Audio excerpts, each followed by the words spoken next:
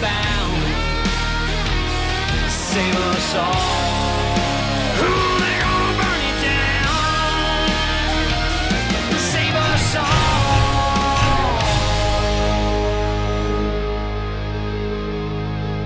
before they burn it down. Hey, greetings, everyone. Lieutenant Colonel Alan West, the Executive Director of the American Constitutional Rights Union and the ACRU Action. And I just want to welcome you to our very first podcast, Steadfast and Loyal. Why do we call it Steadfast and Loyal? Well, that's the motto of the 4th Infantry Division. That was my last combat division, the division in which I had a battalion command in. And I think that that's a great way to term what we need to do. We need to have men and women who are steadfast and loyal to this constitutional republic. And what we're going to do for these very first 12 or so episodes of this podcast, we're going to look at some of the critical issues that we are facing here in the United States of America. My whole purpose and intent of this podcast is to better educate you, better inform you, so you can be better activated to go out and talk about these issues, because I want to have a podcast where we get into not just the quick soundbite interviews, 3 or 5 minutes, but we really do talk to people that have a background in some of the issues that we're discussing, and they have the knowledge of being on the ground. So without a doubt, the very first one that we have to tackle is this issue of illegal immigration. Let me read something to you from the United States Constitution. And as I tell people that, this is your American Express credit card, don't leave home without it. And Article 4, Section 4 of the United States Constitution is known as the Guarantee Clause. And what does the Guarantee Clause say? It says the United States shall guarantee to every state in this union a Republican form of government. Now, that's not Republican Party, a Republican form of government, because this is a constitutional republic, and that means the respect of the individual, their rights, their freedoms, their liberties, their sovereignty. That's part of the constitutional republic that we have. And then the other thing is our rule of law. And the second thing that the federal government is supposed to guarantee to every state in the union, and shall protect each of them against invasion. Now, what we are seeing here in the United States of America, and as you know, I live here in Texas, this is not just 100 people, a couple hundred people coming across a month. We're talking about millions. And we're talking about not just millions that we know have come across. We're talking about hundreds of thousands that are categorized as getaways, the individuals that we know came across, but we have lost complete track of them. As a matter of fact, the Secretary of Homeland Security, Secretary Mayorkas, was asked recently about 42 individuals last year who came across and were on the terrorist watch list. He doesn't know where they are. Now, if there are 42 that we know about, but yet the Secretary of Homeland Security doesn't know where they are, how many out of those hundreds of thousands of those getaways are on that terrorist watch list? Because the transnational narco-criminal terrorist organizations, better known as the cartels, will accept money from anyone to get them across that border. That means the Taliban, Al-Qaeda, ISIS, or any other group. You think about what the Founding Fathers wrote in Article 1, Section 10, Clause number 3 of the Constitution, because they knew without a doubt that the federal government would not own up to their responsibilities. And that's exactly what we see from this Biden administration, a violation of their constitutional duty and responsibility to protect every state in this union from invasion. So therefore, what does this Article 1, Section 10, Clause number 3 say? It says, no state shall, without the consent of Congress, lay any duty of tonnage, keep troops or ships of war in time of peace, enter into any agreement or compact with another state or with a foreign power, or engage in war unless actually invaded, or in such imminent danger as will not admit delay. What is the imminent danger that we're facing here in Texas and the United States of America? First and foremost, it's a drug trafficking issue. Right now, the number one killer of American citizens 18 to 45 is fentanyl. Over 100,000 Americans last calendar year, lost their lives due to drug overdoses tied to fentanyl. 100,000 Americans. That's an act of war. Because when you think about the fact that fentanyl is coming from China, brought over to Mexico, and these transnational narco-criminal terrorists are using this drug, manufacturing it, refining it, and getting it across the border. They're even using drones as a means by which they can fly it over the drop zones because we don't have a good control of the terrain that is out there. And they have individuals that they're paying this side of the border that are out there being the spotters, out there being the ones that are watching for places where they can bring these drones across. So it's a huge drug trafficking crisis. The other thing is this human trafficking crisis. We are aiding and abetting human trafficking, and basically we're talking about slavery that is coming into the United States of America. And we're funneling it not just throughout Texas, but all across the United States of America. When you hear people say that every state in the United States of America is a border state and they're affected by this, absolutely so. The drug trafficking, that has reached out so far as to West Virginia and other states. The human trafficking, yes. The tentacles thereof are extending far out. And here in the state of Texas, we've become the number one state for human and sex trafficking. Houston and Dallas are two largest cities pretty much, 1 and 2 for sex trafficking in the United States of America, all tied back to this very open and porous borders. But the thing that we have to realize and understand is that as we're watching the progressive socialist left go out and attack churches, vandalizing churches, throwing bombs at crisis pregnancy centers, they're not saying anything about what's happening down on the border because this is intentional. This is purposeful. This is part of their ideological agenda and policy that they are seeking to undermine the sovereignty of the United States of America. We have organizations that are receiving federal grant money, one of them Catholic Charities and another one that is tied to the Lutheran Ministries, and they are the ones that are actually processing illegal immigrants. Not the Border Patrol. Everyone is pretty much so just collected and shifted over to these not-for-profit organizations who then in turn put these people, after they process them, give them taxpayer money, cash, make sure that they have any other type of accommodations, free cell phones. I find it very unconscionable, actually quite disturbing, that we have veterans in the United States of America that are homeless, but yet we're putting illegal immigrants up in hotel rooms while they await their transportation on buses and planes. And I've seen them get on some of these airplanes. Maybe you have too as well. These airplanes that are landing in the middle of the night in New York, landing in Florida, landing in Pennsylvania, landing all over the United States of America. And when you think about how they are seeking to undermine the rule of law here, all of a sudden we are going to have illegal immigrants that are going to be able to vote. That was one of the things about this quote unquote John Lewis Voting Rights Act.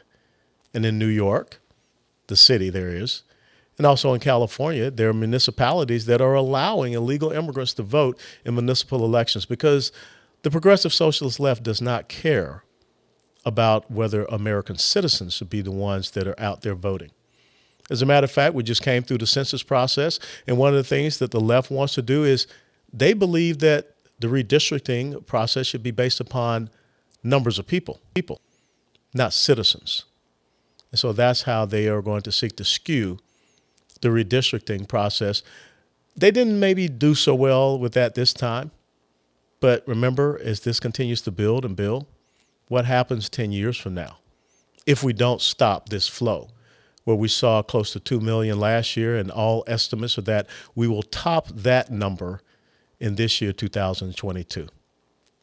So tonight, what we're going to do is talk to 3 men, and we're going to get the perspective of illegal immigration from outside the United States of America. We're going to talk to Michael Yon, who is going to let us know what's happening down there along the Colombia-Panama border, and through this place that is called the Darien Gap, the jungle infiltration route that many of these illegals are taking to get to Costa Rica and then continue on, and they end up at our border. Then we're going to talk to Jaeson Jones, a former DPS officer who is head of a security and intelligence group, because he's been right down there on that border. We're going to get his perspectives of the things that he has seen and some of the solutions that need to happen for us to be able to better secure this border, especially here in the state of Texas, where we have 1,254-mile border that we share with a country that is really controlled by transnational narco-criminal terrorists.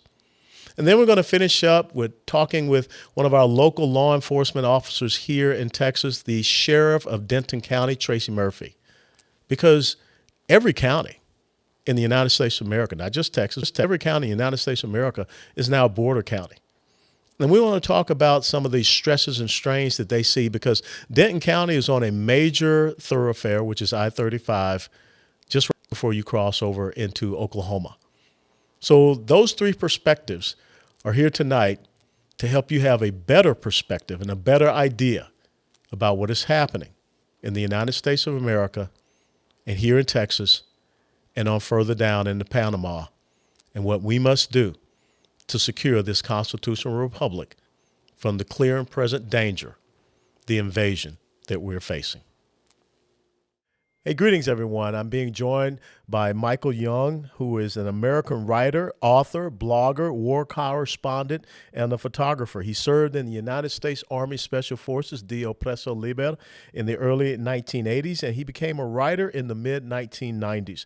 He focused on military writing after the invasion of Iraq, and Michael Yon has been embedded on numerous occasions with American and British troops in Iraq, most prominently a deployment with the 1st Battalion, 24th Infantry Regiment, Deuce 4, of the 25th Infantry Division in Mosul, the Tropic Lightning Division, and that ended back in September 2003. Michael joins us now from down in Panama, and what we want to talk to Michael about is the external influences that we see causing this situation with illegal immigration. So, Michael, it's great to be with you. How are you doing down there? Hey, Alan, great. I really love coming on your show. I'm stoked, actually. I just came in from the jungle, got a shower, and I've just been down Darien Gap. For those who don't know what the Darien Gap is, the gap is a more than 60-mile gap of no roads that it starts at the end of Highway 1. Highway 1 that goes from Alaska through California all the way down through Mexico and all that, and it goes down to the bottom of Panama to a little village called Yavita, where I've been probably a dozen times. And Yavita is the end of Highway 1. That Highway 1 does not start again until in Colombia, right? So more than 60 miles. And there is just thousands and thousands of square miles of jungle out there. It's epic. Some of the most dangerous jungle in the world. And Alan, as you know, all jungles are epic, and some are more epic than others. Yeah. And this is one of the most dangerous in the world. And that's saying a lot. And so the migrants, they will flow through. Many migrants will flow through South America up through the Darien Gap to get to the United States. Why do migrants go to South America first instead of just starting in Mexico? People often ask that question, and there's a couple of answers. One answer is that many migrants just start in South America. For instance, Venezuela, as you know, their leftist government has destroyed the country, has left the stew. And so the Venezuelans have been leaving, running for their lives in many cases out of Venezuela through Colombia. I've seen them down in Colombia just all over the streets. And so they, that's the natural way for the Venezuelans to go. It's just through Colombia and on up. Now there's others, Haitians and Cubans, they can get to Suriname without a visa. Suriname's that northernmost country in South America. It's an old Dutch colony. So they can get into that's the Dutch and the Haitians. They can get into Suriname with no visa, and then they'll go through Brazil and all these other places, and they finally end up in Colombia through Darien Gap. Now, people from more than another 100 countries, many of them can get into Ecuador or Peru or Brazil without a visa, or they can get a visa on, easily, that sort of thing. So, bottom line is, people from more than 100 countries start in South America, and then they'll finally get to Colombia. Very few start in Colombia. And then they go through a place called Nicocli. That's where you get on a boat. I've done this ride. It's very dangerous because now when you land in a place called Carpagana. I was about 15 minutes boat ride from Carpagana today. It's super dangerous. The last time I went there, even as a war correspondent, it felt quite edgy. Now, recently, the United States extradited a cartel leader who runs that area of that border between Colombia and Panama in the Darien Gap. So he's been sent to the United States, and the cartel just closed the border. So the cartel Go ahead, That's Alan. an important issue that you just bring up because you're saying that there are cartels there in Colombia that are controlling that border with Panama, and we see the exact same thing with our border where the cartels in Mexico are controlling it, especially here in Texas, the 1,254 miles. So how involved are these Colombian cartels in securing crossings and allowing people to come across into Panama into this staging ground that we're going to talk about? Well, I mean, that's the epic question because now they've just demonstrated, for the first time, to my knowledge anyway, that they control the border. I mean, the cartel just flat out just shut the border off while I was there. I'm like, where'd the migrants go? I was just seeing a lot of them more deeper into the jungle. And then, bottom line is, I went with some friends and we chartered an airplane and we flew. You can't drive down there. Obviously there's no roads. There's the only way you can get there is by sea or by air. And there's a tiny airstrip right next to the Colombia border. Flew there, and then there were no migrants. I've been there before. Usually there are. Cinefront, which is the Border Patrol, very professional Panamanian Border Patrol. After years of training with U.S. Special Forces, they're excellent, actually, Cinefront. Cinefront said it's very dangerous. The Colombian, that's Panamanian Border Patrol, is called Cinefront. Cinefront told us that the Colombian cartel just closed the border because we extradited the cartel leader to the United States. They just closed it, right? So now there's no migrants leaking through. We considered taking the boat around the corner there to get into Capargana from the place that we landed, which is called Puerto Obadia. Puerto Obadia is where, you can take a small airplane if you've got money, or there's 2 flights a week there. But we decided not to. Again, I've been to Capargana before. It's really dangerous. It's really cartel owned, and it felt like not a nice place to be. And so I was there with Chuck Colton and Masako Ganaha actually, and we left on about the 3rd day. We probably overstayed. Actually, I think we were outside of the OODA loop at that point. Yeah. But the bottom line is they shut the border. The cartel shut the border. And so right now, it's still shut. There was no migrants.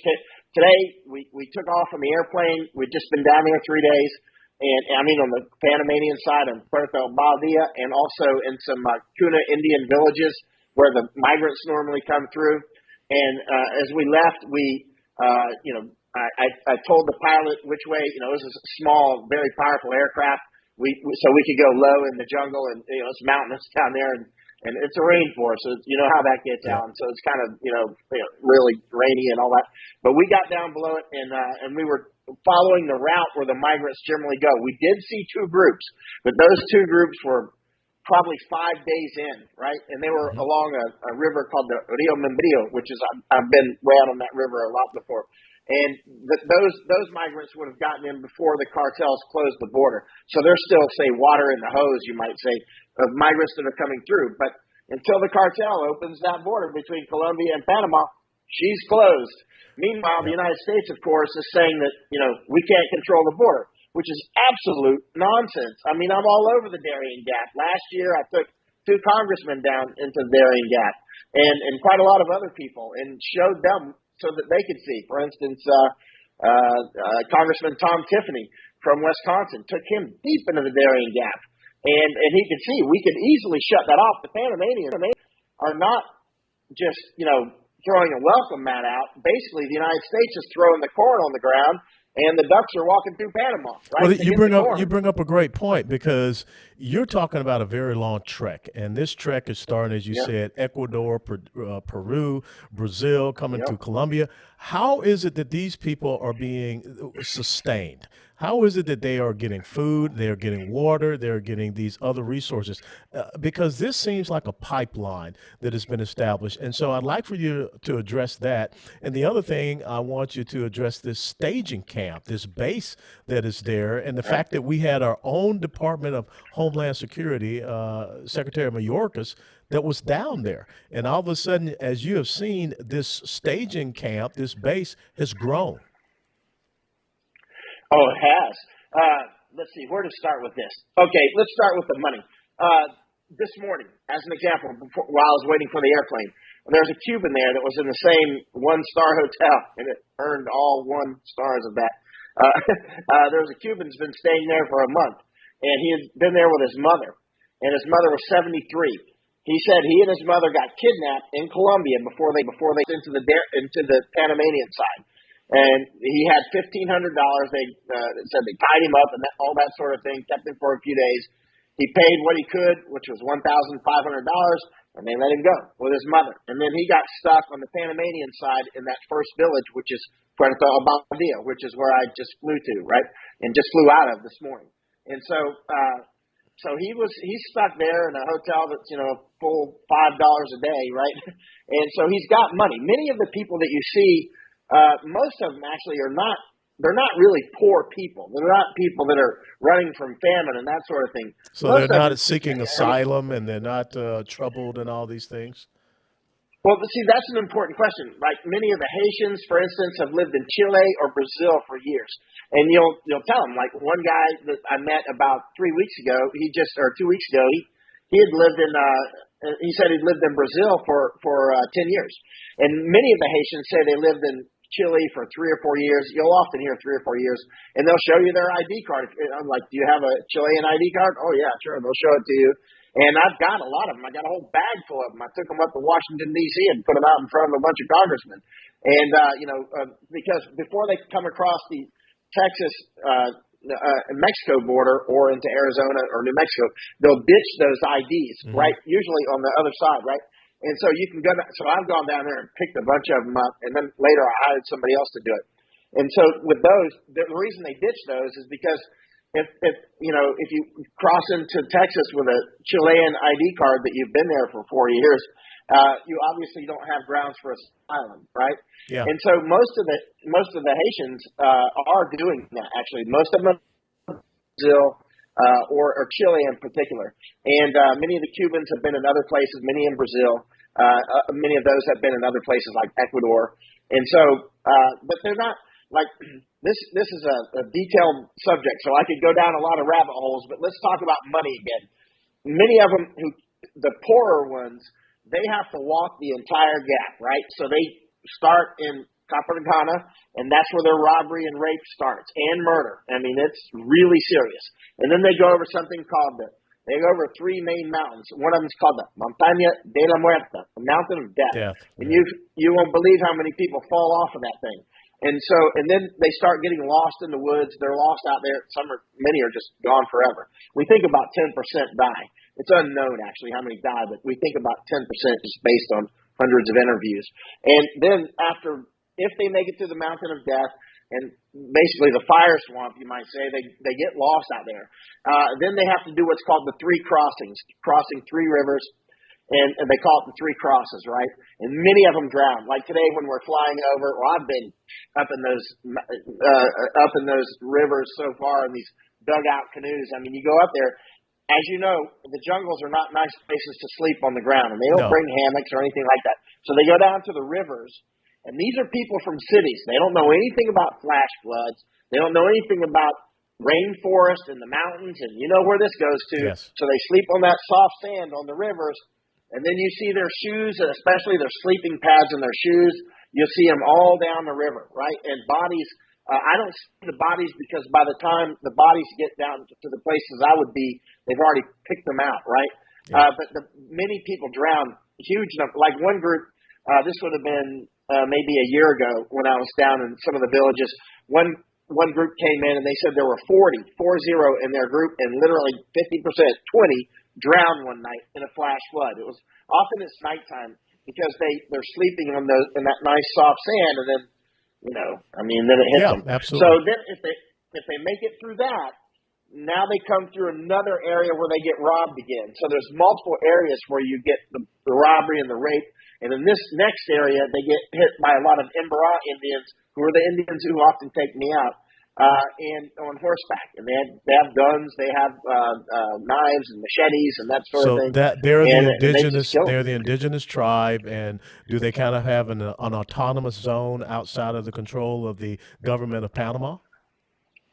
Law of the jungle, Alan, and it is a reservation. Like the one when the migrants first crossed from Colombia over the mountains and then into Panama. That is the Wunan Imbara Comarca Uno is what they call it. That means Reservation 1, right? So there's multiple reservations. And then they'll go through another one called the Kuna Yala Reservation. That's the Kuna Indians and Yala Indians. So they go through there, right? And so they're going through different reservations.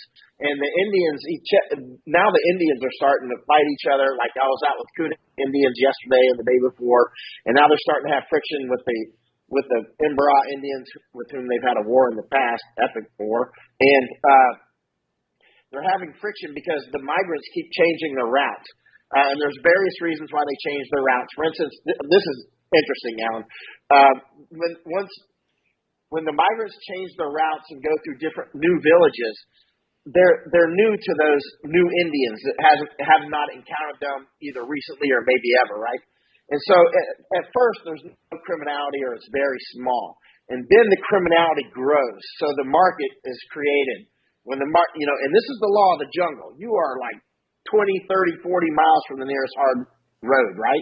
Yeah. And so, there's very, very, very few soldiers out there, center front soldiers. And so, you own the jungle. It's your territory. So now, this is what one of the Indian chiefs, he's actually the mayor of Comarca Uno, his name's Francisco Agapi. I was up in Washington, D.C. with him some months ago talking with some congressmen. Francisco Agapi, whom I spent a lot of time with in the jungle, he's very upset because his young people, he can't control all of them. He's got, more than 20 villages that he oversees, right? And so the young men in particular, instead of going to school, they have nice schools built by American Civil Affairs and Special Forces. I've been in many of those schools. Good teachers. They learn. They're quite smart, actually. But suddenly all these migrants are coming through with a lot of money, and some of the young men are tempted. They start doing the robbery and rape thing, and then it grows, right? And next thing you know, these kids are not in school. They're not learning how to farm.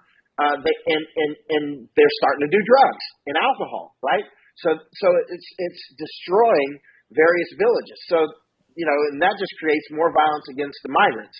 Yeah. So anyway, then the migrants will adapt and they'll find a different route and then rinse and repeat. Other villages start doing the same. So recently they've remade some of their routes. Last year on the routes that I was on, they've now changed, right? But now the crime is starting to match it. So it's quite interesting. It's an interesting dynamic. It's destroying the local indigenous cultures.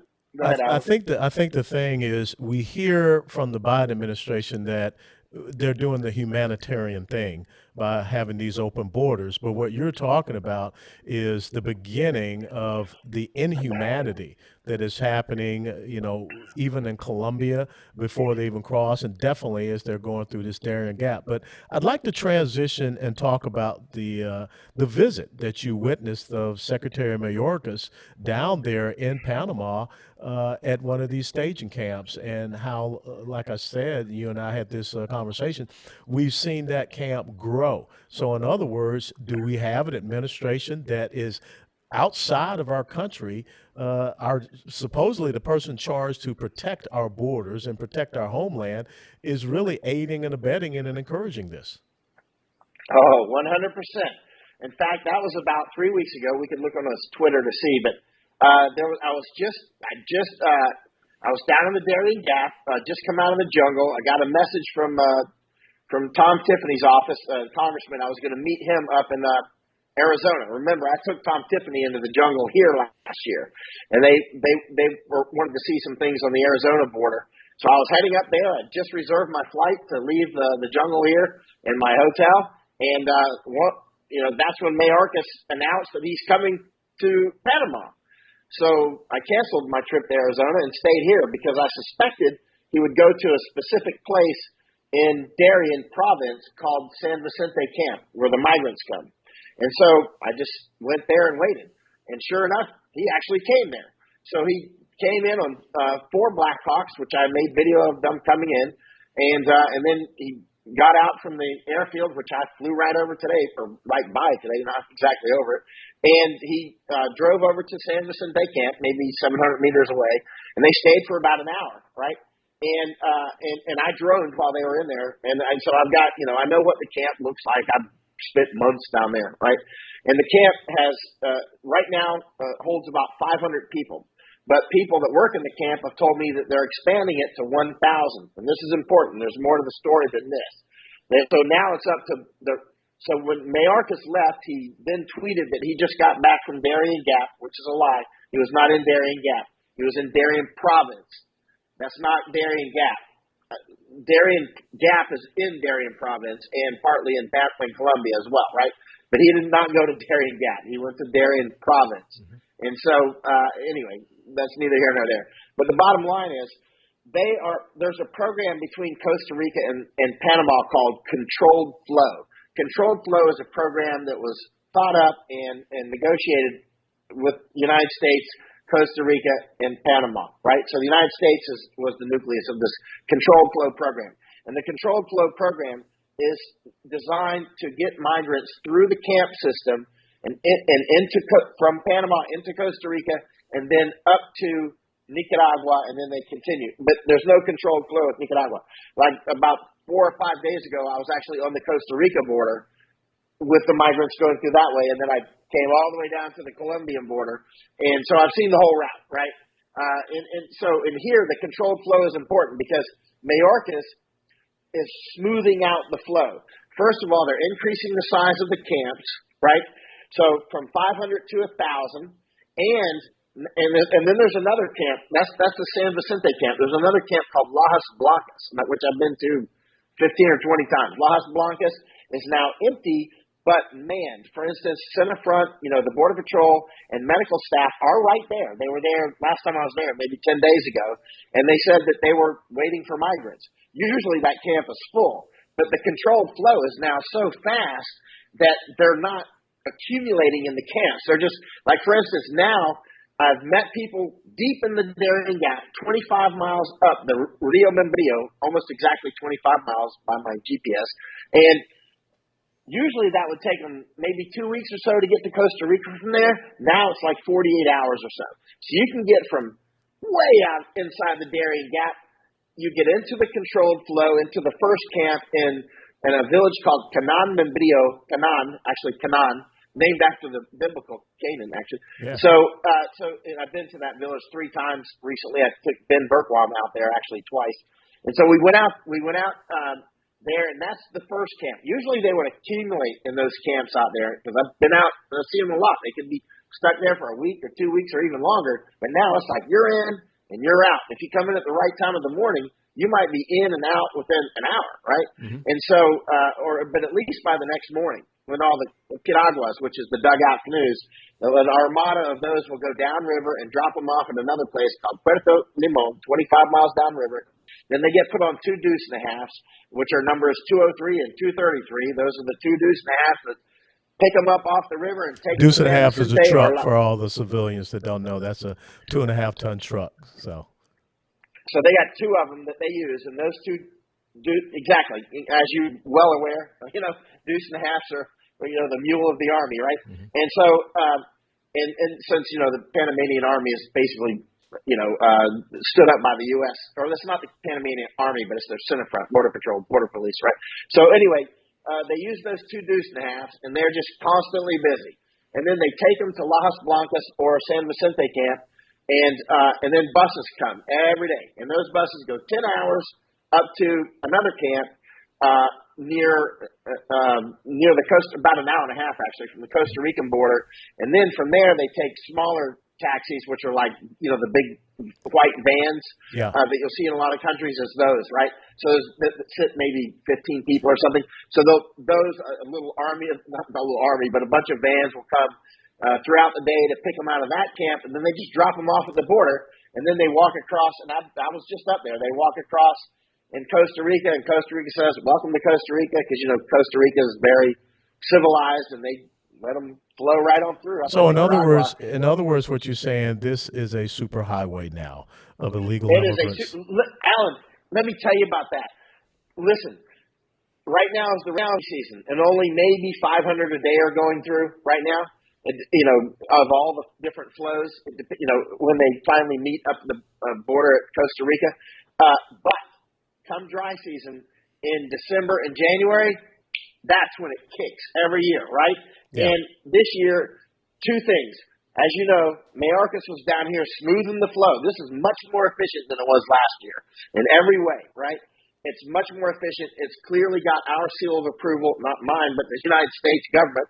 And now we see with the famines, there's clearly going to be famines in many countries starting later this year. That's pretty clear, right? This osmotic pressure from the many stresses that are being caused by this global economic catastrophe, that human osmotic pressure, that hop, the push and the pull, will be pulling and pushing people right through South America. This is going to be a super highway like it never was before, and they're preparing for it. It's already, like last year, the Panamanian government estimates 130,000 people came. 130. Next year, it's going to be a lot more. It's very clear. And this is another thing that's important now. And please tell me if you want me to be quiet, because I could go on all night. I spend so much time out seeing this stuff. Right now, they're starting to put more of them on boats. And the boats are going past most of the Darien Gap, so that they only have to walk maybe 2 days, and those 2 days are a lot easier, right? And I found that, in fact, yesterday and the day before, I was at that trailhead, GPS'd it, I'll send it to you. This new trailhead is only about 2 days' walk from Kanan Village, right?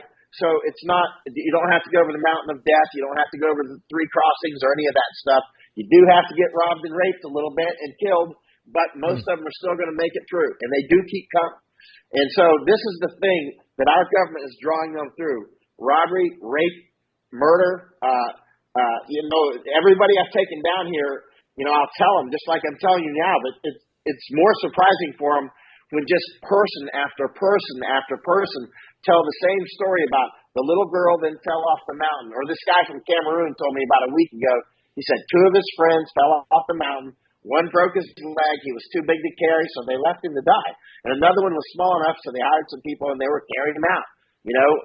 But this is 2 men that fell, right? But you hear all these stories about men, women, and children falling off the mountain of death. Tons of people get lost and never seen again because they follow these false trails and that sort of thing.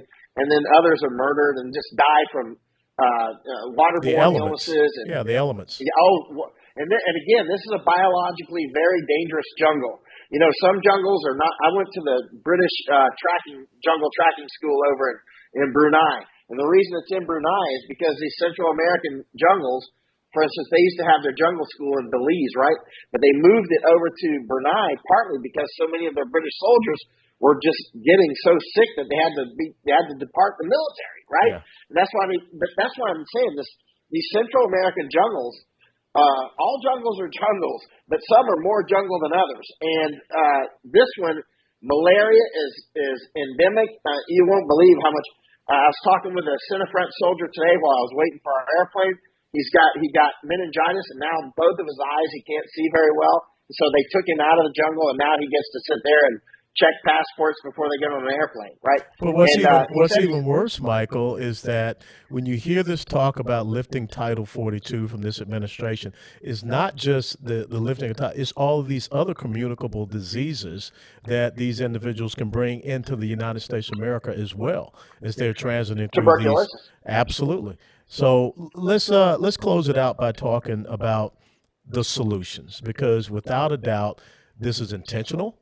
This is purposeful. Yeah. Our government, our Secretary of Homeland Security is well aware of what is happening along that border with Panama and Colombia, these camps that you talked about.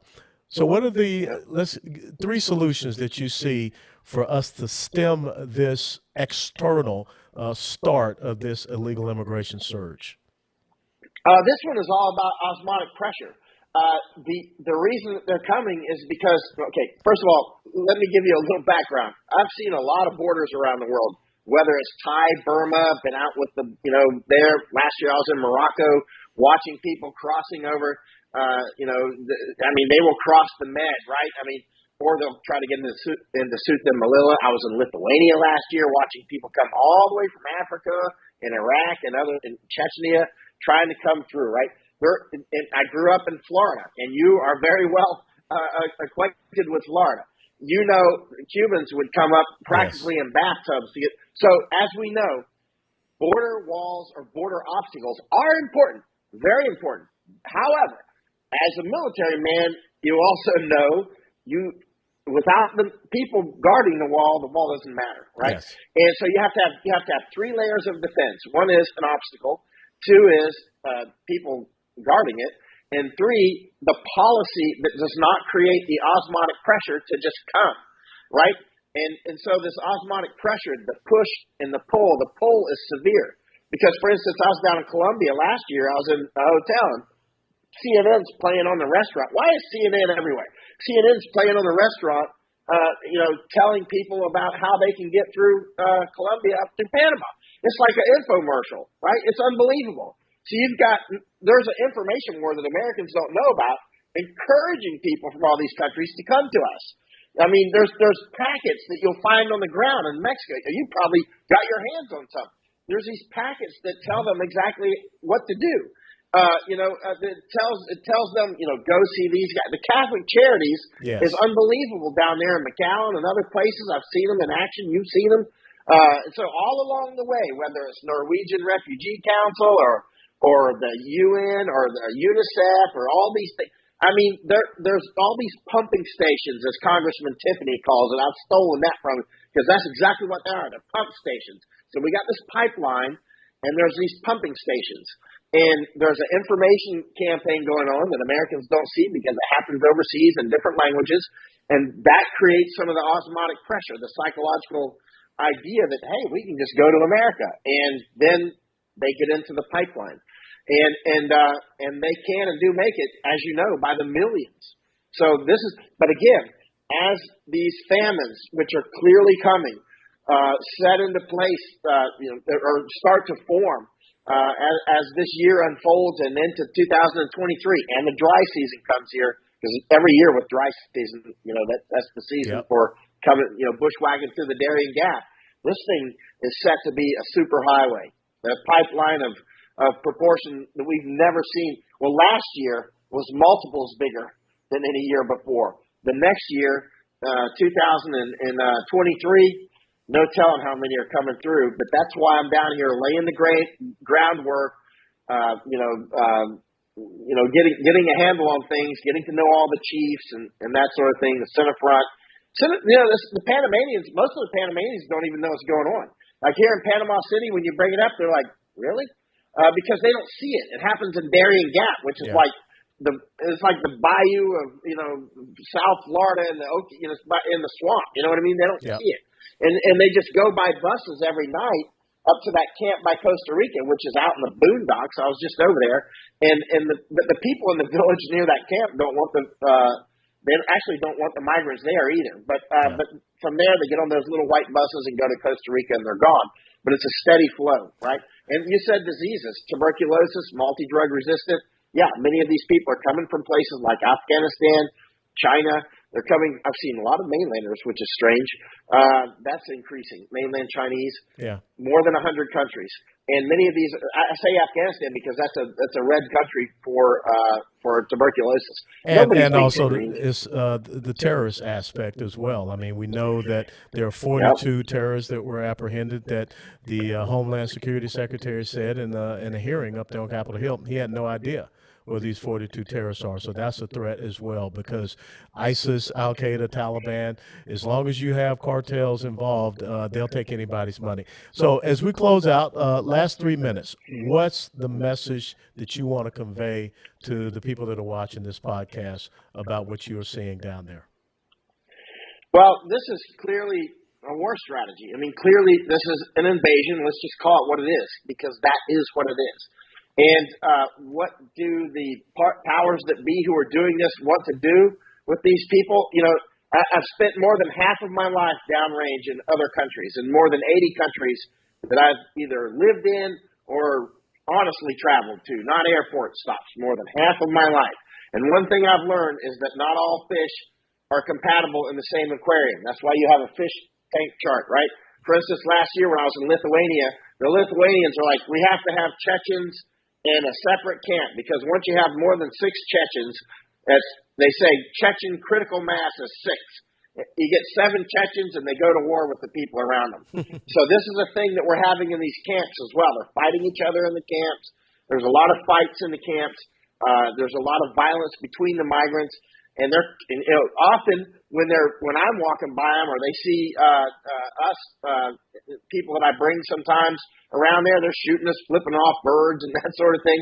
So these are people that are coming to our country right off the bat being aggressive towards us, right? I mean, not all of them. Many of them, I think, are going to make great Americans. Some of them, I think, man, the things that you're going through to get to America. And when I talk with some of them, as you know, many Americans have never been to America, and they're not U.S. citizens. And a lot of them I meet, I'm like, that's an American. You know what I mean? Like, got the right attitude, wants to come, wants to work hard, wants to, go to school and those sorts of things. And then there's others tatted up all over the neck and that sort of thing, and you just get the idea that here we go with Gangsterville from various countries, many countries. And again, it's clear that some of these people coming in are straight up gangsters. Others, I think others are going to actually make great Americans. But at this point, what are we going to have left? Yeah, we want them to knock on the front door. I think that's the thing. Yeah, knock on the front door. Absolutely. Yeah, knock on the front door. We have to stop this. We Yeah. have to stop it. We have to stop it now. Yeah, without a doubt. Well, Michael, I want to tell you, thank you so much for being on our very first podcast broadcast. And this is without a doubt one of the most critical issues, because if we don't get it right, we don't have a constitutional republic. We don't have a nation. We're losing our sovereignty. So you be safe down there. And hopefully I'll find some time to carve out and be on the ground with you down in Panama. Thank you, sir. And I'm very proud to have been on your first podcast. I'm going to be bragging about that to my sister and brother who love you. Oh, well, tell them thank you. Well, God bless, man. Take care. Dio Presso Libe. Thank you, sir. God bless. Yes, sir. God bless. I am now with Jaeson Jones, who is the director and CEO of Omni Intel. That's a private company striving to make the public and government agencies aware of the threats posed by unsecured borders and best practices to combat transnational crime. Jaeson has 24 years of service with the Texas Department of Public Safety and also a sheriff's officer here in Texas. And he is a nationally recognized authority on the Mexican cartels, and he lectures across the United States and is a regular guest on local and national media, TV and radio, and even has a segment that he has on Newsmax TV. Jaeson, it's a pleasure that you would join us, and you're right there on the border, and we appreciate you taking the time. Oh, Colonel, it's good to be with you, and congratulations on the new show. Well, thank you. Now, we started out with Michael Yon talking about what he sees happening down with the Colombian and Panama border, and, of course, going through the Darien Gap, which is really kind of the staging base and the launch of what you see happening that ends up coming to the border here in Texas. So, first and foremost, can you just kind of give us an orientation of the critical issues that you see with this illegal immigration that is just exploded here within the last, I'd say, year and a half? Sure, absolutely. Let me kind of put in perspective where we are right now. We are in the middle of the worst border crisis in American history. That's not a perception. That's not a feeling. It's where we are based on the government's own data. If we look at last year's apprehensions at the southwest border, we were at 1.7 million for the year. In fiscal year 22, starting in October, for the first 7 months, and I just broke the story on the April numbers, we now sit at over 1.2 million apprehensions in the first 7 months. Mm-hmm. So that's going to put us well over 2 million for the entire fiscal year. Last month alone in April, Colonel, over 210,000 apprehensions. And we have to remember that's preliminary data. So what that means is they still have active investigations of about 5,000 people. They've got to finalize those numbers. So, and we also had 1 day less in April than we did in March. So the numbers for March were about 221,000 apprehensions. I think when the numbers are finalized, we'll be at about 215,000. Now, here's why that's important, because we also had just shy of 58,000 known gotaways. Now, what's a gotaway? A gotaway is where a Border Patrol agent sees someone that crosses that river and makes it into the United States. A sensor picks them up, or a signal, or they read sign on the ground. So we average, just so you know, between 45,000 and 55,000 known gotaways every month in fiscal year 22. So when I look at you here on your program and I say that right now we are dealing not only with the worst border crisis in American history, I'll also say this, with the number of terrorists crossing, with the impact of fentanyl on this nation, really what you're seeing is the largest U.S. intelligence failure since 9/11.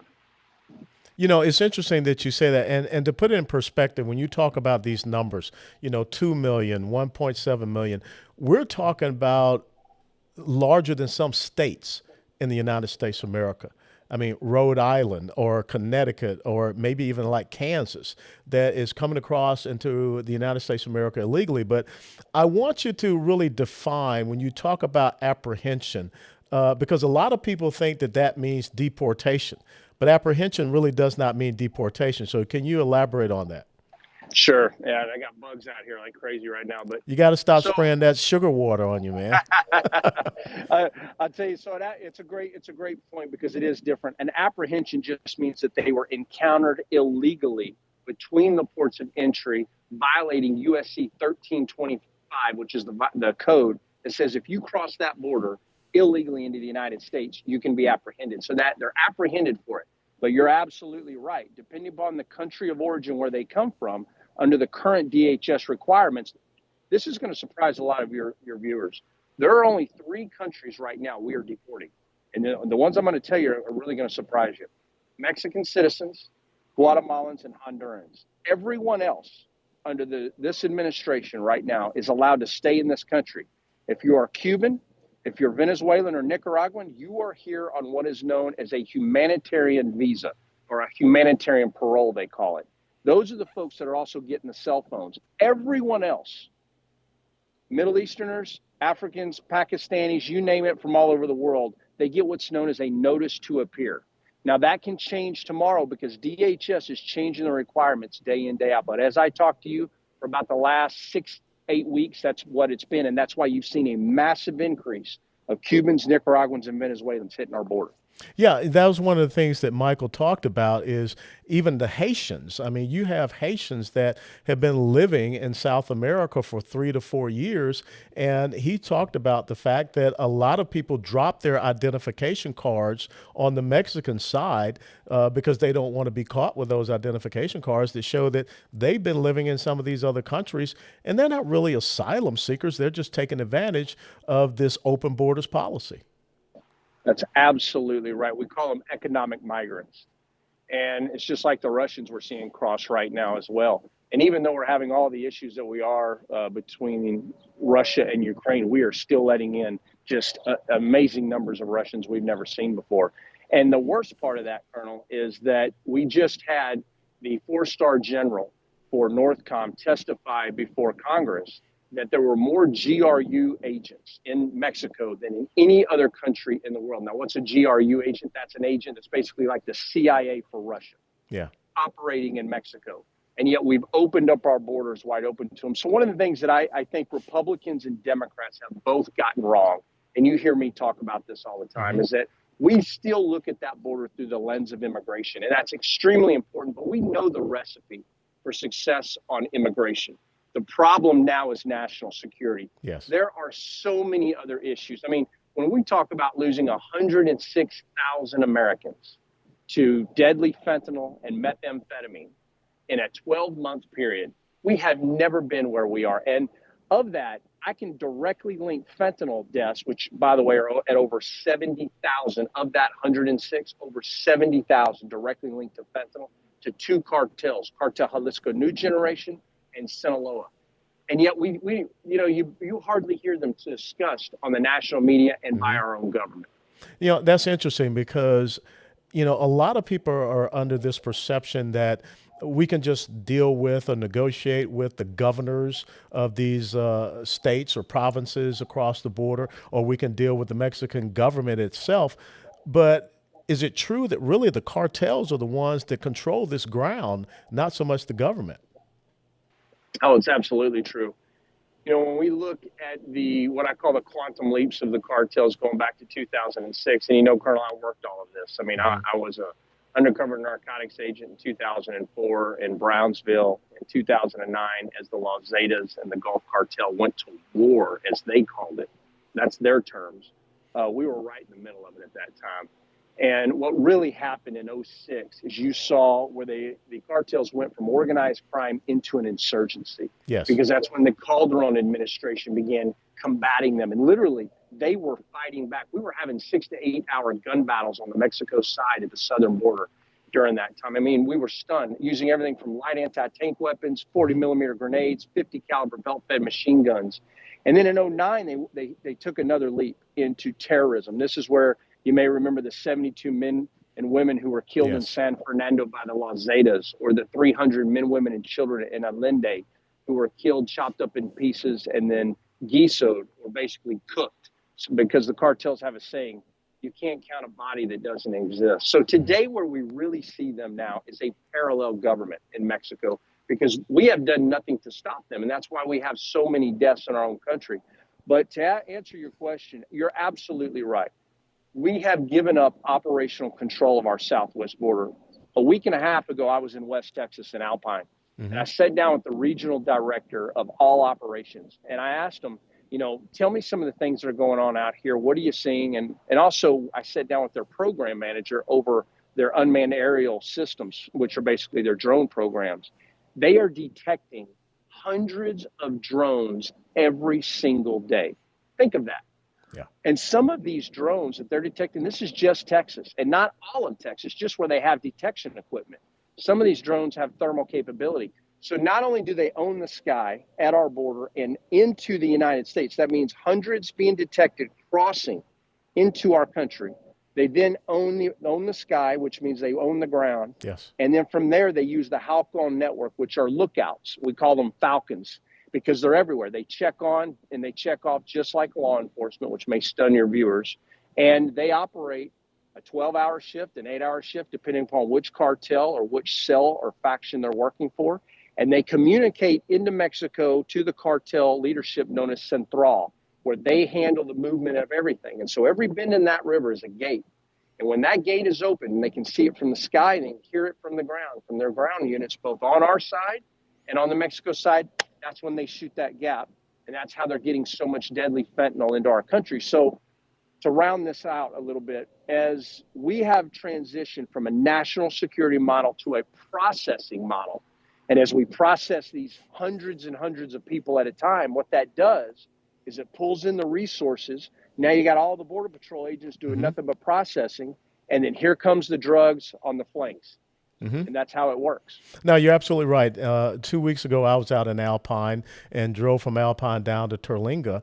And on the highway going down, the Border Patrol checkpoint was unmanned. And so as you pull these resources, and that's something that you see all across our border, or unmanned Border Patrol checkpoints, because those resources, like you say, are being sucked in. Now, let's talk about something else that I think a lot of people don't really realize is happening.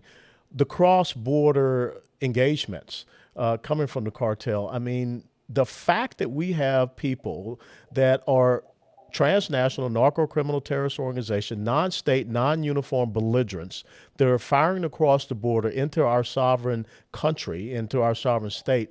Last time I checked, that was an act of war, Jaeson. Yeah, I'll tell you, Colonel, I shake my head at what we have allowed to occur at our border, and most importantly, how it's impacting Americans all over the country. And I was just down there in April and caught a large gun battle that lasted about 45 minutes. And we could hear everything from belt-fed machine guns. I got it out nationwide on Newsmax. We could hear everything from 40 millimeter grenades going off. You could hear the armored cars, because that's what they use mostly. Yes. And where I was in Roma, Texas, looking into Miguel Alemán. We had just had 150 men, women, and children come from Miguel Alemán, cross that river, and Border Patrol agents were processing. And actually, you know where I'm talking about. That's exactly where we had gone together last year. Absolutely. And I was there, and as we're processing, here comes the gunfire we're hearing. You could hear the grenades going off and those 50 caliber belt-fed machine guns. And I talked to one of the agents. I said, "Hey man, how's it going? How often are you hearing this?" He said anywhere from 2 to 3 times a week. Yeah. Think of that. And yet we are doing nothing. And the worst part is most Americans in the North have no idea how our border has degraded into the gray zone. Well, it's because the media is not covering it. I mean, we know everything about what's happening in the Donbass region of Ukraine or in Donetsk or Odessa or Mariupol, but no one is talking about what's happening down on our own border. And so when you talk about a lot of the turf wars and turf battles between these respective cartel members, are we starting to see that overflow into Texas, the battle for turf and control as well? Oh, absolutely. Absolutely. About a year and a half ago, I broke a great video in Hebronville, Texas, where the Gulf Cartel was literally driving down the road on some back roads in a stolen pickup truck, moving a group of people carrying heavy weapons. We're having murders. We've had decapitations in South Texas. I mean, the list goes on. And really, that's happening all over the country. So where in the South, we feel it mostly what's happening with the push-pull factors of these transnational organizations impacting us through immigration and through human smuggling, human trafficking in the South. In the North, they feel it mostly in the realm of overdose deaths. And now you're really starting to see that blend more and more as this border's just been wide open. And the reason it's broken and why we feel it in the certain ways we do, but we don't see it in data, is because we utilize a system under the Federal Bureau of Investigations known as the Uniform Crime Report, created in 1929, implemented in 1934, and everything you and I have talked about in the last 20 minutes is not captured. Drug trafficking. Can you believe we've been in a war on drugs for over 50 years, yet amongst 18,000 agencies, the American people do not know how much drugs are seized every single month or year. Everything from human smuggling, human trafficking, weapons trafficking, extortions, public corruption, and what I call 21st century crimes impacting this nation. And that's why Americans feel it, and yet our government is doing nothing about it, because while they may have the classified intelligence reports, they may see that in those reports. In the data, they can't see it, but yet at a state and local level, we collect that data and we see it, which is why it brought me out to speak about this, because I was trying to prevent exactly where we are. I'll go back to what I started with. This is the largest U.S. intelligence failure since 9/11 because our government agencies have not adjusted to this problem. You know, it's amazing to me that our Department of Homeland Security is going to stand up this disinformation governance board, but yet you just had the Secretary of Homeland Security testify on Capitol Hill that the border is being managed effectively. Would you like to comment on the border being managed effectively? Well, it's so frustrating to me. I'm down there every other week. Yes. And I'm a firm believer that the best thing we can do to fix it is illuminate the problem by going down there, showing the American people, and then getting it out to them. And I do that every single day on Newsmax. And I've been very humbled about what law enforcement is allowing me to do at the local and state levels, from Arizona to Texas, to really be that ambassador, if you will, because I come from law enforcement, to show what they're dealing with and what they're going through. And for us to see the DHS secretary say the things that he is saying, is we are dealing with an overdose death crisis that is unprecedented. When we look back to the 80s and we think back, we're a couple of old guys, we can remember the 80s, right? Yes. When we had the crack epidemic in this country. Colonel, we were only at 10,000 overdose deaths at that time. We're sitting at 106,000. How has our government not focused on this? And the worst part too, and you've seen it with your own eyes. You've seen those men, women, and children in Roma wearing those bracelets. That's not smuggling, that's trafficking of people. And that's through debt bondage. And now we're spreading this virus of trafficking across this country. The secondary and third impacts, they're going to be devastating. And I'm not trying to be a negative Nancy here, but I live and breathe this. And it is so frustrating to hear somebody who took the oath to defend the Constitution, who is doing what they have done. Secretary Mayorkas, he's well beyond should be fired right now for his actions and for what he has done to this country. No, without a doubt. I mean, it is treasonous. It is in violation of the United States Constitution. And the other thing that we see this administration doing, let's talk about these not-for-profit, non-governmental organizations that are getting federal taxpayer dollars, grants, and they're the ones that are really processing these illegal immigrants coming in. It's not the Border Patrol. That's very true. Once Border Patrol does one of their processes, they immediately turn them over to these Catholic charities. There's a large Catholic charity down in McAllen. Last numbers I heard, they received $17 million to process these people and then ship them throughout the country. So, you're absolutely right. And then, it doesn't stop on our side as well. Those same NGOs are operating downrange, both in Mexico, Guatemala, and Honduras. And so, depending upon what country these folks come from, many of them already have their story. They claim asylum based on where they come from, or they claim credible fear. So when they sit down with a Border Patrol agent, they tell them the truth. But when they sit down with their immigration officials, that's where they come up with their story. And where did they get that? Well, they know what to say because they're coached by these NGOs before they get up here. And, this is all being revealed now. There's no secret to this anymore. The problem is that there's a whole side of the media that's not revealing this to the American people. And one of the frustrations that I have too is that our federal government, the lack of transparency allows them to have zero accountability, because the media is not allowed to ride with any federal law enforcement agency. I've tried, I can tell you right now, they will not let me in there.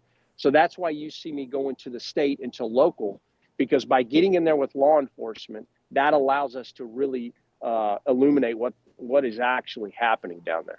Well, it's amazing that you would say that, because I remember commanding a battalion in Iraq, and I had a dedicated embedded reporter that was with me over in that combat zone. So now you're telling me that we cannot have embedded reporters here in the United States of America with federal agencies, Border Patrol and what have you, so that we get the real truth about what's happening on that border?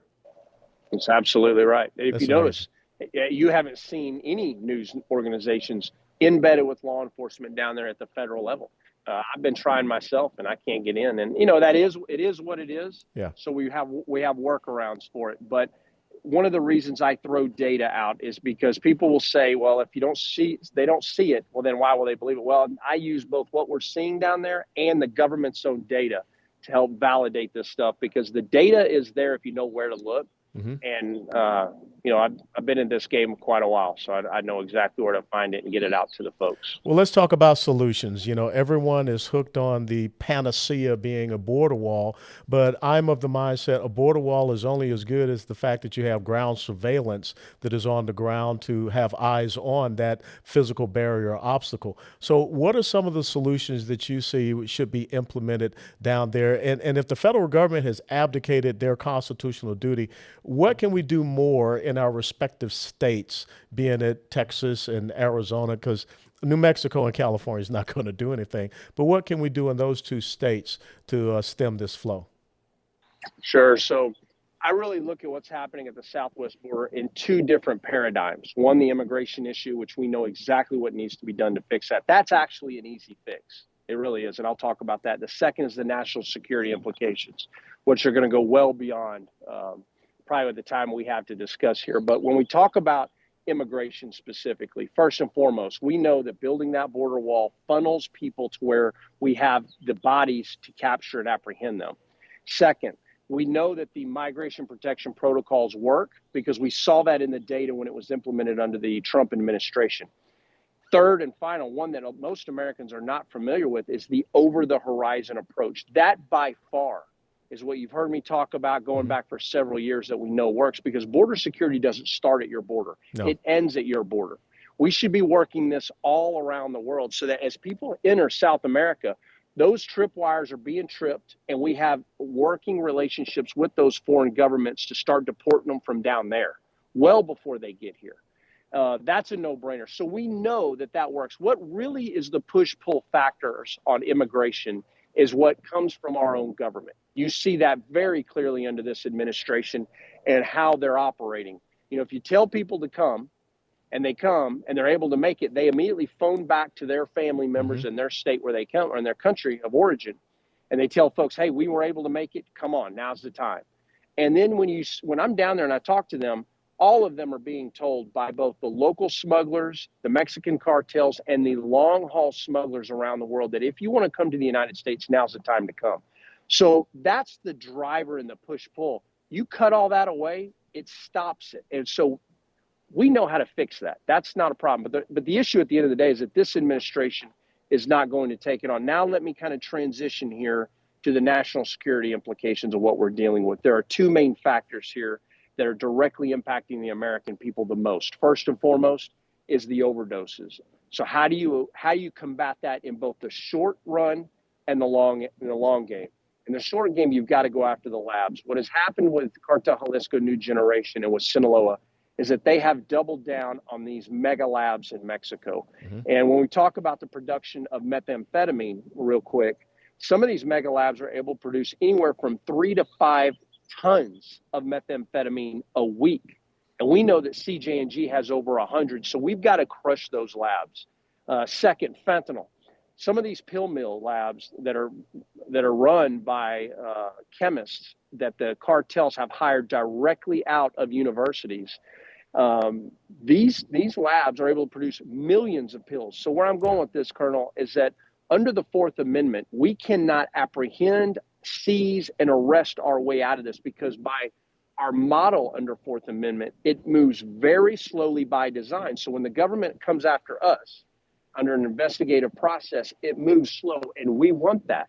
So one of the solutions is not only going after their labs, working with Mexico, or if they refuse, then designate them as foreign terrorist organizations, Absolutely. which is going to come anyway. And that doesn't mean we go to war with the cartels. What it does is it unlocks the tools of national power.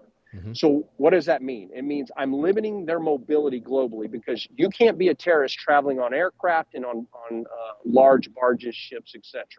So we're limiting that mobility. Second, it allows us to remove them out of the United States very rapidly and quickly. And now I don't have to work a 2-year investigation on them in order to get them arrested and then deported.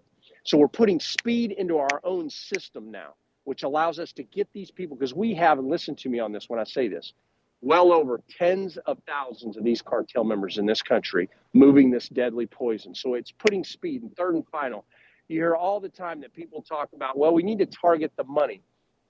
We need to conduct follow the money investigations. And that's true. But here's what they don't understand. Domestically, we've been doing that for over 20 years, but it moves very slowly. When you see the speed by which these organizations move their money from one bank to the next, our system doesn't allow us to keep up with it. So by getting this terrorism designation, now we can go after their assets globally. Yes. Then think of what we've done here now. We've limited their mobility. We've removed them from our country much more quickly. We've taken their assets to be able to use it against them. And then the final thing we need to do is we need to work with countries all over the world, because Sinaloa is in over 54 nations. CJ&G is in over 48. So we need bilateral working together with law enforcement all over the world, from Australia, who has seen unprecedented overdoses as well. They're dealing with, in Australia right now, just so you know, they're dealing with drug crisis like we saw in the 80s in Miami. It's that bad out there. And it's all coming directly from the Mexican cartel. So we need to be working closely with Australia, closely with Europe, and many, many other nations. And that's how we crush them. So we don't wonder how to do it. The problem is we don't have the leadership that is going to put these policies in place and allow us to go after them and crush them. Well, sadly, if we don't have that leadership, they are only going to continue to get better and stronger as we go forward in the next 2.5 years. Last question that I'll ask you, Title 42, because that is slated to be lifted, I believe, the 23rd of this month. The ramifications of Title 42 going away. It's too late. It doesn't matter anyway. Okay. I'm down there on the border, Colonel. The numbers are exploding. They're absolutely exploding. And I'm not understating that. I gave you the data when we started that, in April, 210,000 apprehensions, and that's just preliminary. In March, 221,000 apprehensions. We've never seen that kind of numbers. So when I'm down there and I'm talking to these people and I'm saying, why are you coming now? Everyone is telling them, now's your time to come. It's on social media, it's on WhatsApp and all the different apps that they use to communicate. So whether Title 42, let's say it doesn't end, the pipeline is full all the way down to South America. And then you've got people crossing from all over the world trying to get to Ecuador, where they can get visas to come north. So get ready. It's already started. It is underway. And the problem for me here on this is not just talking about what's coming from Title 42. It's how what is coming is going to directly impact Americans across this country, because There is more fentanyl and methamphetamine pouring in right now because I'm telling you, I was just talking to Border Patrol agents yesterday. They had 10 agents on the line for 72 miles in Rio Grande City, Texas. 10 agents. And where was everyone else? Processing from the night before, as hundreds and hundreds of people are coming into Roma and to Starco. And so all of them are processing, and they're just being overrun with runners from Mexico, from Guatemala, Honduras, along with drugs pouring in. So, Yeah.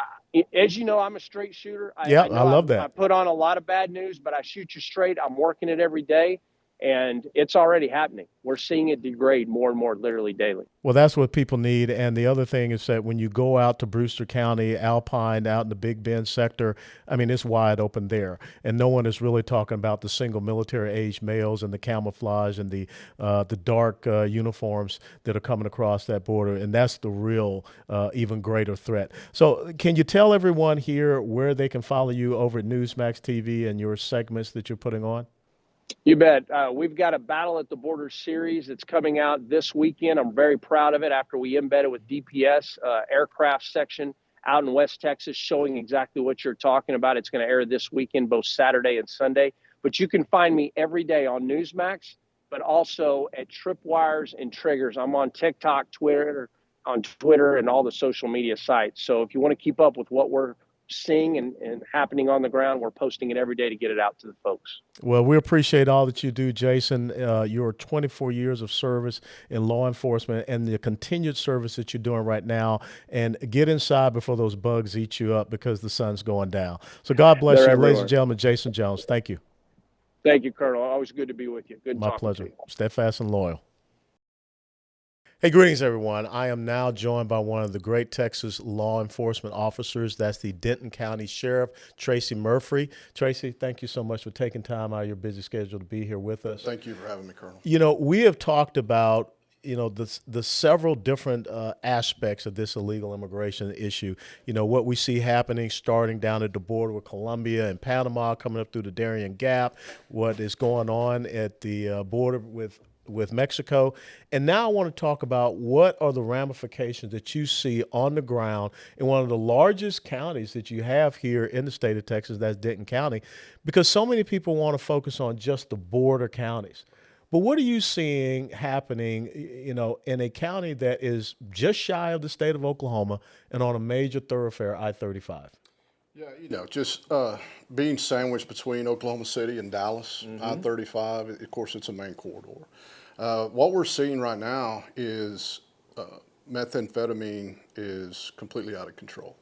I listen to Jaeson, you and Jaeson speak, and he's right. It's, and I used to work narcotics for the state back in the day, and it was the methamphetamine was homemade and made in bathtubs, and people were blowing themselves up, old school. Yeah.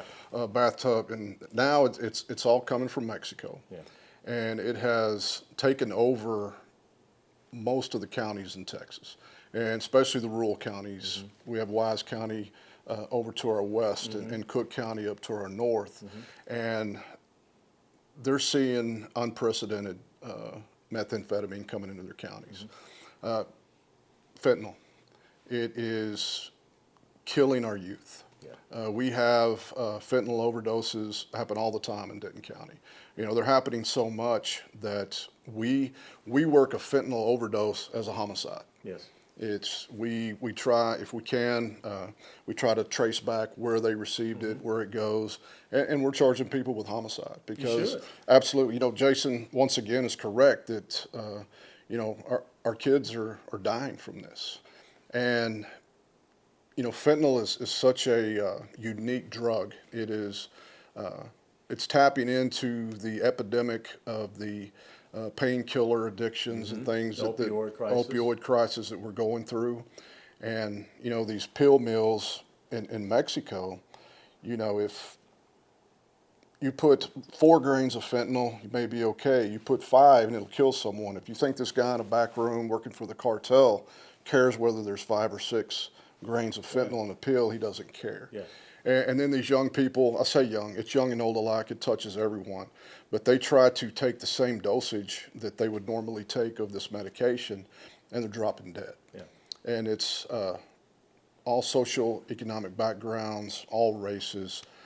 It's affecting the rich and the poor, and it's affecting everyone, and Denton County is not immune to that. So what you're seeing is that now the cartels, which, as I discussed with Jaeson, they're really a terrorist organization, a transnational terrorist organization. They have taken over this entire drug trafficking scheme and pushed out, if you want to put it this way, the ma and pa aspect of the methamphetamines, and now they're pushing it along with the fentanyl. And as he said, they're using drones and things of this nature to get it into Texas. Absolutely. They are weaponized as much as Al Qaeda is weaponized, except they're using a different kind of weapon. They're infiltrating our country with drugs that, and like you said, using drones and we've stopped people in these with armored vehicles and bulletproof glass and things of those nature. Here in Denton County? Absolutely. That's incredible. And it's you're right. The only way to describe them is a terrorist organization. Yeah. And this administration they're so afraid of offending someone. If they go after the fentanyl, they offend the Chinese. If they go after the methamphetamine, they offend the Mexican government. They're so worried about offending someone, just like every other aspect of life that the liberals put forward is, if you offend someone, that's equated to violence. Yeah. And so what they're doing is giving up complete control of our border to the Mexican government and the Chinese government. And in essence, they're serving us up as law-abiding citizens to be killed. Exactly. They it's not that the only thing that I will disagree with Jaeson on is I don't believe it's a failure of intelligence. I think they have the intelligence. I think they know exactly what they're doing. Purposeful and intentional. I think personal and intentional. They know exactly what they're doing. They don't care. And it's a failure to act on intelligence more than a failure of intelligence. And that's the way I feel about it is they have given us up as sacrifices to their altar of liberalism. That's shame is that their ideological agenda is more important to them than the safety and security of the country. It's all that matters to them. Yeah. It's you believe the way I believe or else. Yeah. And it's this, it's hard to comprehend. It's hard to understand. I've been doing this for 33 years now. Yeah. And, I've worked in some of those areas down in Alpine and Pecos. I was assigned out there in the highway patrol. And, in those days you were worried about Colombian cocaine coming across. And sure, it was bad and it was coming across, but we, Border Patrol, were given free rein to stop it. Absolutely. And those free reins have been taken from them. Yeah. I've worked with men and women in the United States Border Patrol for years and years and years. They're some of the greatest people and greatest federal agents in the country. And their hands are tied. They're being sent to process people instead of patrol our borders. Yeah. And that's what their job description is. Well, let's talk about that. I mean, you're 33 years in law enforcement and your experience in the board. You were a Texas Ranger. Yes. And, we're about to come up on the 100th anniversary of the Texas Rangers. 200, Yeah, bicentennial, 1823. Right. You're absolutely right. And originally, the Texas Rangers were all about securing the border. Right. They were Stephen Austin brought them in to protect his colonies. So the Rangers have been here longer than Texas has been here. Yeah. And that was their primary responsibility. And they protected those colonies and into statehood. They protected the border up through World War II. Yes. They were down there working in infiltration from the Germans and things during World War II. And now they're back. Yeah. They're back down there doing that job. The problem is one of the things that the reasons that the Rangers have endured for so long is their ability to adapt and change. And so that original mission in 1823 has gone from that to an investigative agency of helping small counties or helping local agencies investigate major crimes and things of that nature. So they're having to relearn border security. Isn't that incredible? And it's these Rangers and these troopers and these agents that are down there, they have families. Yes. Back in Amarillo and Lubbock and Denton and other places that they're being forced to go down and do the federal government's job. Yes. And getting zero cooperation from the federal government, and it's dangerous. Do you think, in this light of what is happening, that we need to look at maybe expanding the Texas Rangers to get them more engaged in that original mission of border security and patrol? As a former Ranger, I'm against completely growing that agency. One of the reasons it was such an elite force and is how small it is. Mm-hmm. And so I think there's other ways. There's other more troopers or more CID agents, and I'm biased towards the Rangers. That I was fortunate to be a Ranger, and we kind of enjoy being a smaller, more elite group. Mm-hmm. And so I think expanding them, you get into the danger of, I'm trying to be diplomatic on this, but I'm not going to be. I think you have the danger of some people becoming Texas Rangers who don't need to be Texas Rangers. Absolutely. And so, And we have seen that in our military, Exactly. where we have all of a sudden lowered standards because we wanted, I'll be very honest, I'm not going to be politically correct. We think that women should be Rangers. Right. And you change the standards, and Right. that has not been a good thing, I think, for our United States military. Absolutely. You set a standard, and everyone has an equal opportunity to meet that standard. That's if it. they meet that standard, then yes. Yeah. You lower the standard in whether you're an Army Ranger or a Texas Ranger, you've taken away the specialness of that unit. Absolutely. Well, even though he just recently turned 80, we could probably put Chuck Norris down there, and he'd scare everybody away. I have no doubt. Chuck's been a great ambassador for the Rangers, and he is a passionate guy. And hey, probably most of those folks coming up have seen those shows. He might actually scare somebody back across. I think he would. And now, you also, as you mentioned, had time with the Texas DPS. Let's talk about what happens in your county or in these rural communities when you pull these Texas DPS troopers away and you send them down to the border. What type of gap does that create? Yeah, it's, especially in our rural counties, but even in Denton County and Tarrant County and some of the larger counties, DPS troopers, DPS CID agents, and Texas Rangers have a specific mission, and they're assigned to different counties, and they have responsibilities within those counties. And so, as a sheriff, we have things that we do, they have things that they do. We collaborate on a lot of things, but taking those troopers, those agents, and those rangers out of those counties puts double work on my guys, double work on the city police departments that having to do jobs that normally we wouldn't do, which pulls them away from their responsibility. So there's a gap there somewhere, always. Yeah. And it takes away from our ability to properly do our jobs because we depend on those state agencies so much, and they're not there because they're down there doing the federal government's work. It's amazing. Jaeson talked about the drug trafficking, but the other thing that I mentioned in my opening monologue, the human and sex trafficking. Yes. How have you seen that? Has it increased in Denton? Because once again, Denton County is on that major thoroughfare that is going up into Oklahoma City. Absolutely. It's the problem with law enforcement and human trafficking is it's only recently become an issue. It's always been an issue. It's only recently become an issue that people are talking about. Yeah. And so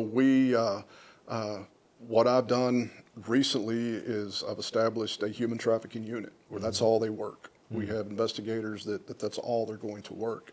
And we work on, currently we have several investigations going on in Denton. We've got massage parlors. We've got those things popping up that are just fronts for human trafficking. And we also are trying to educate our officers more on, don't just make that traffic stop and move on. Let's find out what's going on, things to recognize. So it's relatively new as a law enforcement issue. And even though it's been going on since the beginning of time, so Denton County is very fortunate to have several great nonprofit organizations that Ranch specialize Hand Ranch Hand Rescue, Yes. Refuge for Women, Yep. that are specifically helping with that problem. And it's also a relatively new phenomenon in law enforcement for law enforcement and nonprofits to collaborate together. You know, and I'll tell you, Colonel, I've been a state trooper out in West Texas. I've been a state trooper in Denton. I was a narcotics agent down in Houston. I was a Texas Ranger up here. And it bothers me to think about the number of vehicles that I stopped or the number of working undercover narcotics, the number of people I encountered that maybe I didn't recognize what was going on. It bothers me at night that I wasn't trained in that. I wasn't taught to look for it. And how many times did I miss it? How many times did I not take the time to look? How many kids went down the road that were being trafficked? Yeah. You know, how many, young women were being, and that bothers me. So I'm very And young boys. and young boys. Yeah. And, that's something a lot of people don't, when they think about sex trafficking, and I was one of those folks. Girls popped into that pops into your head first, and then, Bob Williams of Ranch Hand Rescue, he kind of come forward and go, look, 40% of those are boys. And so we work hand in hand with him and try to get things done, and we're behind. Yep. We're way behind. It's so amazing because I remember when my older brother came back from Vietnam, he wanted to be a police officer for the Atlanta Police Department. But when you look at what has happened and the things that our law enforcement officers now have to be more attuned to, like you said, the human trafficking, the sex trafficking, the drug trafficking, the terrorism that is creeping into our country, it is really putting a stress and strain, I think, on our local law enforcement, being our municipal officers and also our county sheriffs. Yes. There are three things right now that are affecting law enforcement in a negative manner. One of them is just what you talked about. There's so many unfunded mandates that get thrown onto law enforcement that they have to take care of, adjust, adapt to. Second of all, right now, we can't hire police officers. And who would want to be one right now? Yeah, that's because of the chuckleheads, the defunded police, and all that. The police, and thirdly, which goes hand in hand with that.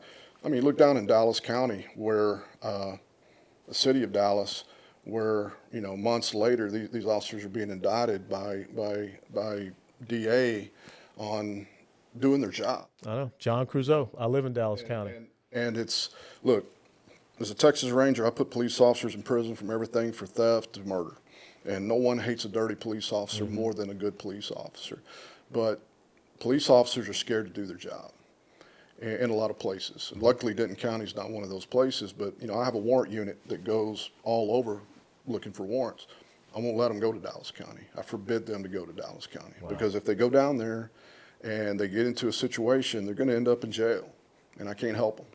And so, some of our warrants down in Dallas, we flip the warrants down there. And see, that's amazing, because what ends up happening is much the same in combat. If you have two adjacent units and the enemy recognizes that one unit is a little bit lighter, they're not going out on patrols and things of that nature, the enemy will exploit that area of operation, that unit, and affect the unit that's out there trying to do the right thing. So what you're telling me is that because we have weak sisters that are out there in certain counties, that becomes a sanctuary. It absolutely does, and you're absolutely right, because criminals don't recognize county lines. No. They don't recognize city limits. Terrorists don't recognize Terrorists don't recognize any boundaries. Yeah. And so, if I can go to Dallas and walk into a store and carry a case of beer out without fear of being arrested or being charged, or why not? That's where I'm going to go. Now, you come up to Denton County and try that, you're going to get a little different response. Yes. And they know that. And so we're fortunate there to not be in the same situation they are.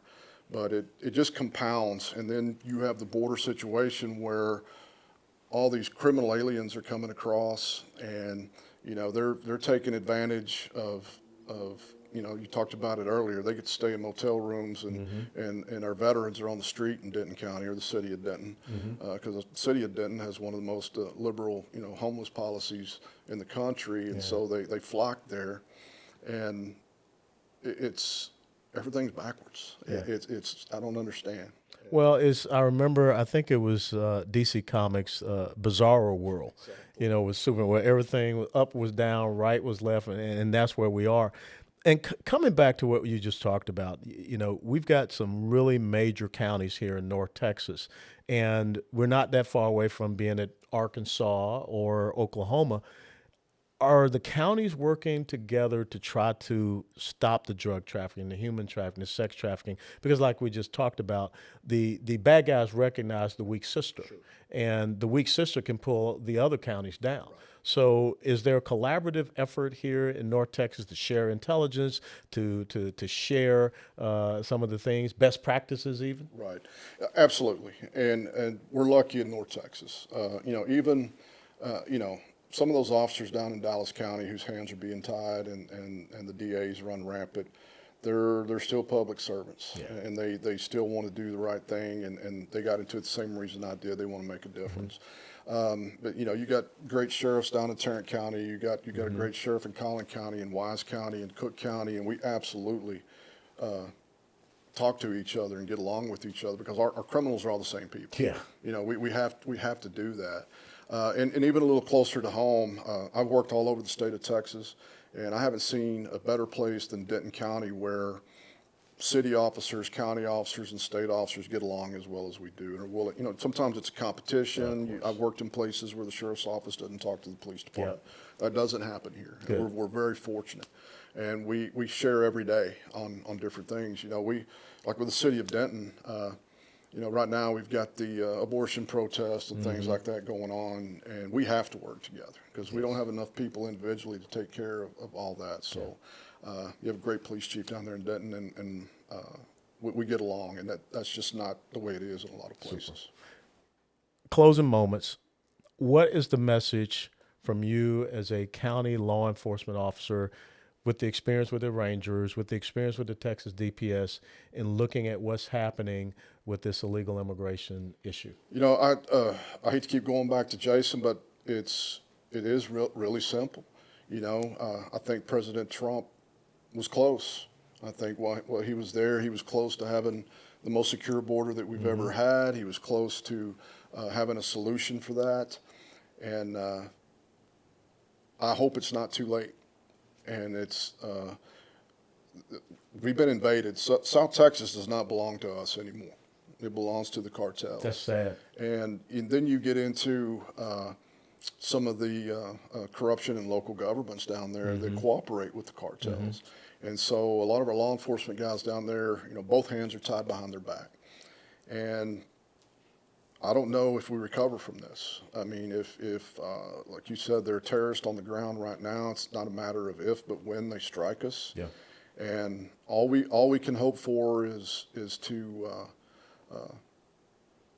hopefully get someone in an administration that'll come in and stop it and then try to recover. But I don't know that we can. Clock's ticking, and what's amazing to me is, again, we are so concerned in the media about what's going on in southern Ukraine, but no one's talking about what's happening in southern Texas. Yeah, you ask anybody out there, they can tell you about Amber Heard and Johnny Depp.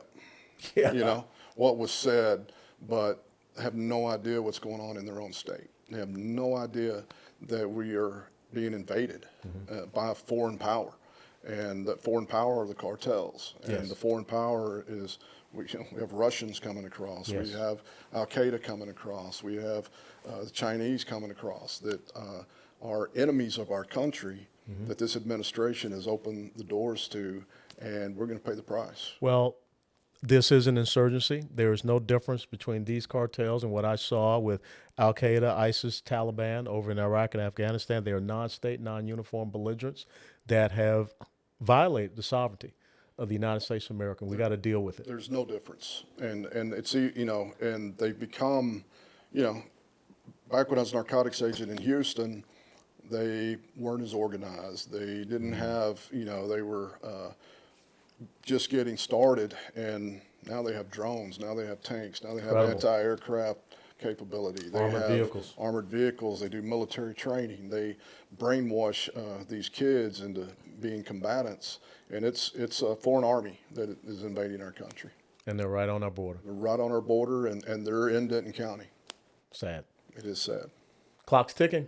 It's ticking, and I hope it's not too late. I hope I'm wrong, but we're getting close. Well, Sheriff, thank you for what you have done and what you continue to do. Thank you. God bless you all. Sheriff Tracy Murphree, the Sheriff of Denton County here in the great state of Texas. Hey, ladies and gentlemen, I just want to thank you for joining us for our initial episode of the Steadfast and Loyal Podcast. And as I said in the opening, this is all about informing and educating so that you can be better activated to go out there and understand and articulate these issues. I look forward to future podcasts where we will talk about some of the critical things that we face in this constitutional republic at the state level and also at the national level. That's what we want to focus on.